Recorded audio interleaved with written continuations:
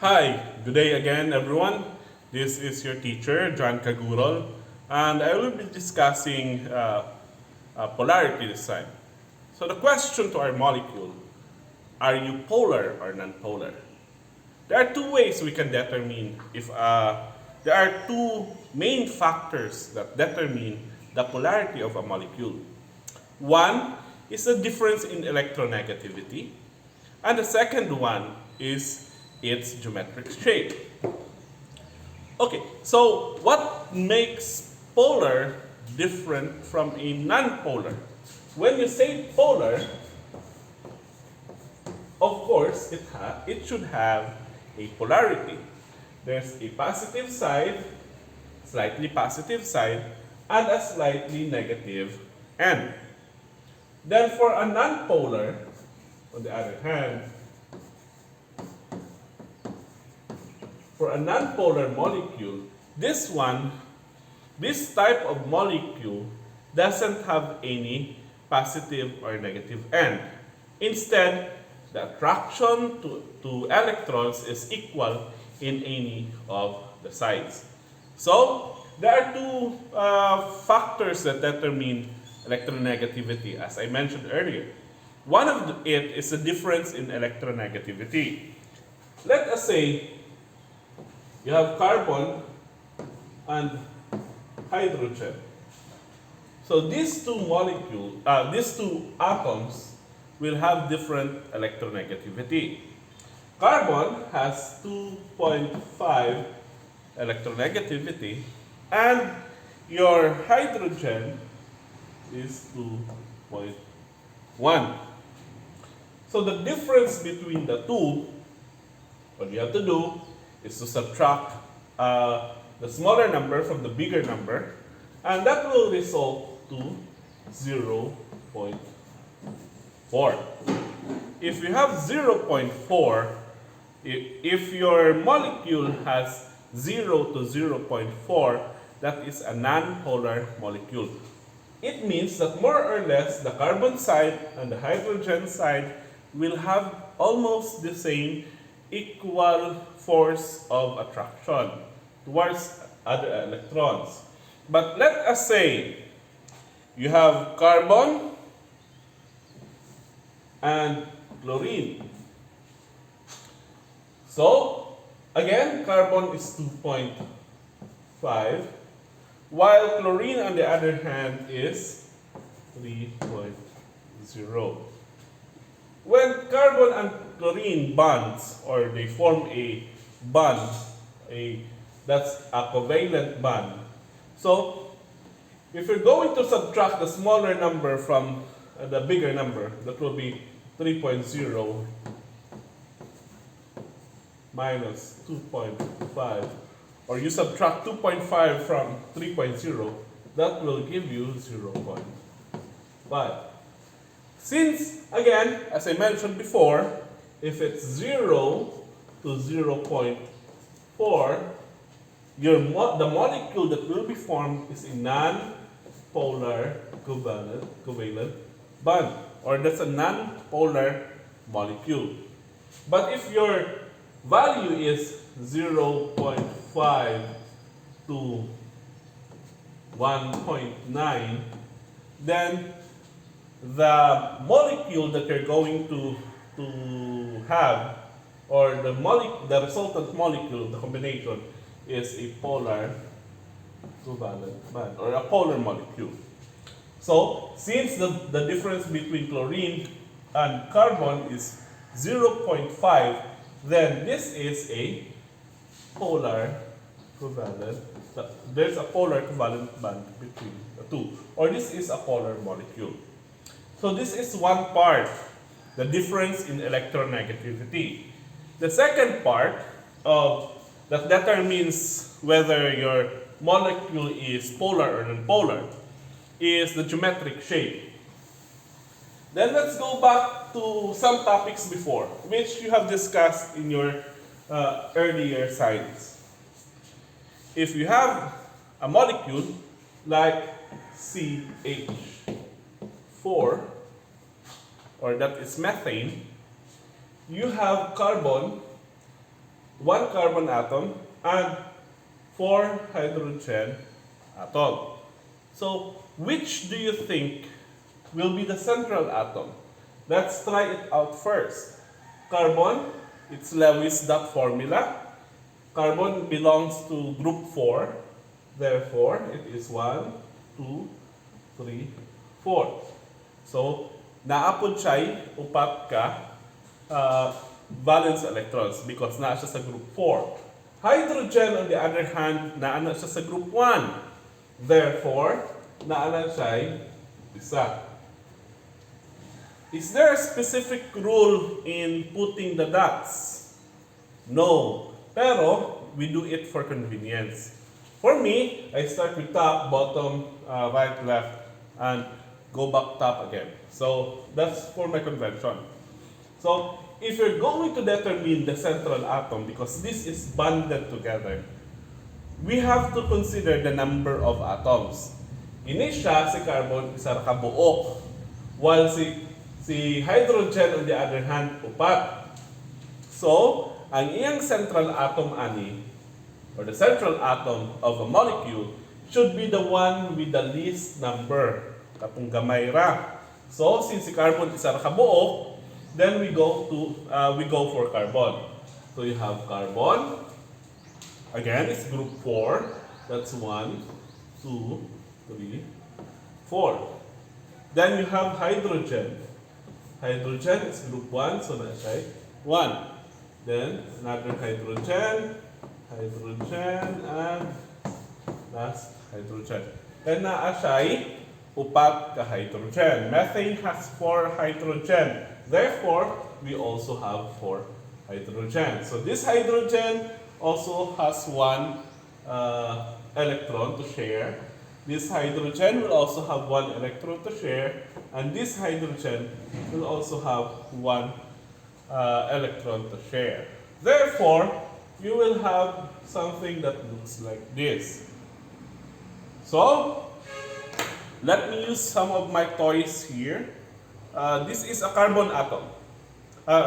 It has 4 valence electrons. That's 1, 2, 3, and the one at the bottom is the 4th one. So, using this formula, Lewis dot formula, so we have your hydrogen here, group 1. That's why isa lang po ang iyang electron niya pwede ma-share. So, that's 1 hydrogen. This is the 2nd hydrogen. The 3rd hydrogen. And the 4th hydrogen. So, ani ang shape sa atong hydrogen. This one is tetrahedral. If you would notice, if you're going to shift it in any place, equal gina siya ang attraction. So, hydrogen end, hydrogen end, hydrogen end, and hydrogen end. Si carbon is your central atom, therefore, dili siya makitaan sa gawas because naa siya sa center. Kung iyan yung imong formula, let us try. Pila gani ang iyang electronegativity ani? That's 2.1. This one will also have 2.1.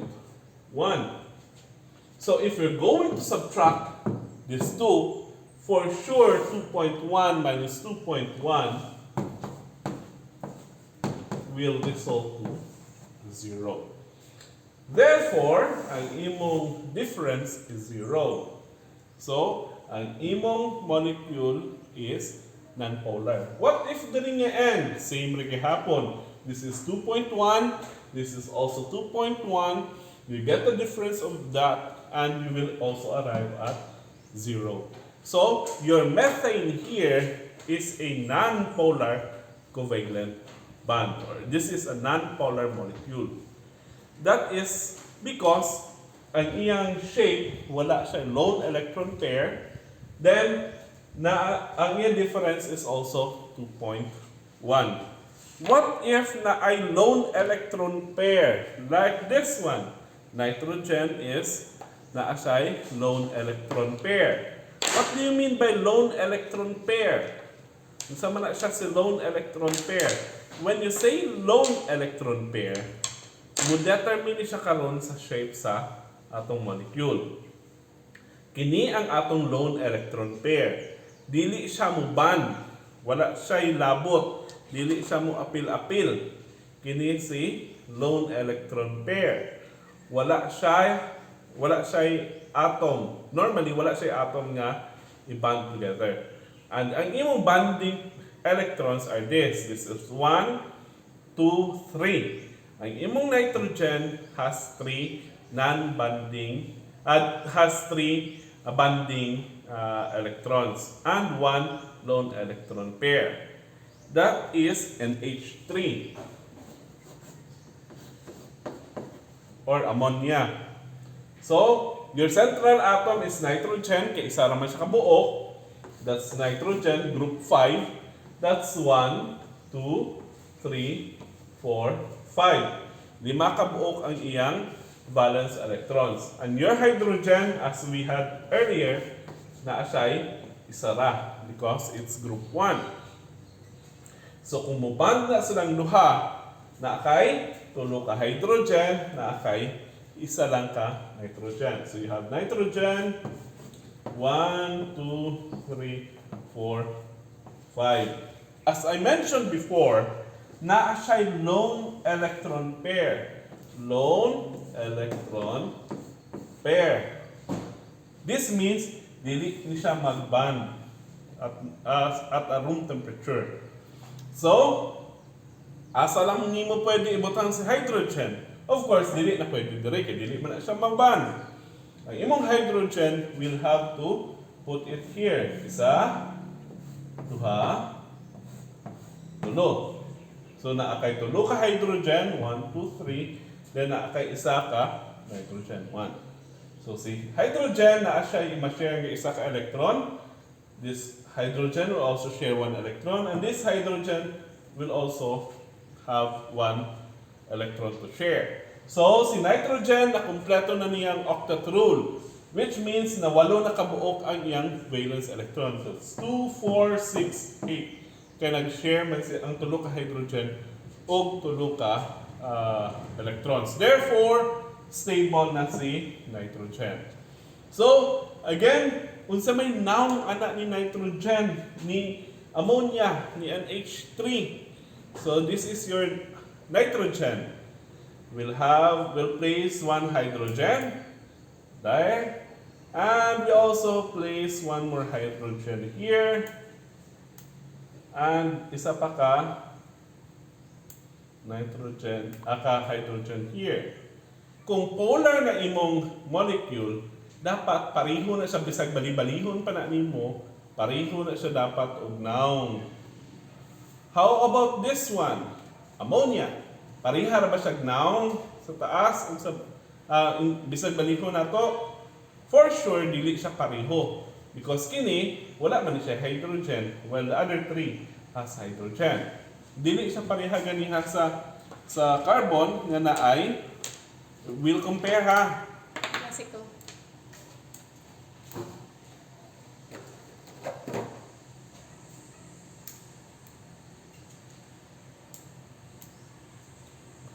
We will compare your methane earlier with your ammonia here. This is ammonia, this is methane. So, if you're going to twist this, bisag kung sa parang nimo ka twist, present yung si carbon. While on the other hand here, missing ang imong isa ka end because na siya lone electron pair. Therefore, if you're going to do it that way, you have to consider nitrogen as one end and hydrogen as the other end. So, pila man ang value ni nitrogen? Nitrogen is 3.0.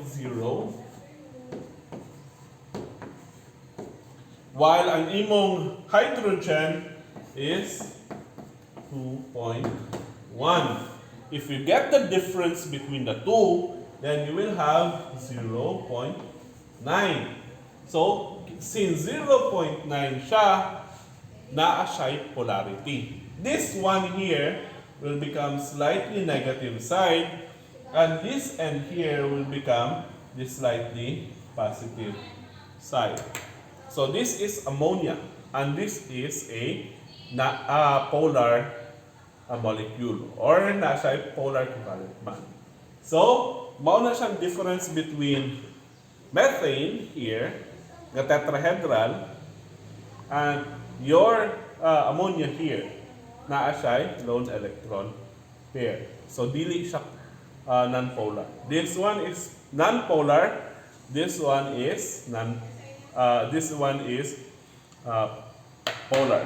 How about ang tubig? Kung saan siya si tubig? Your water, the water that we are using, is actually H2O.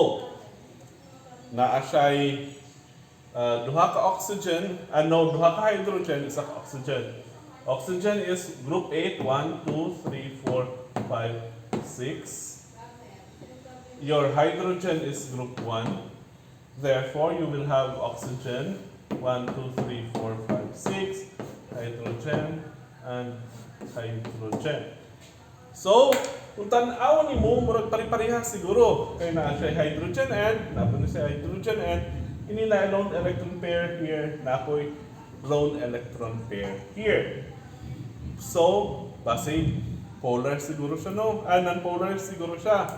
Pero no, dili polar si water.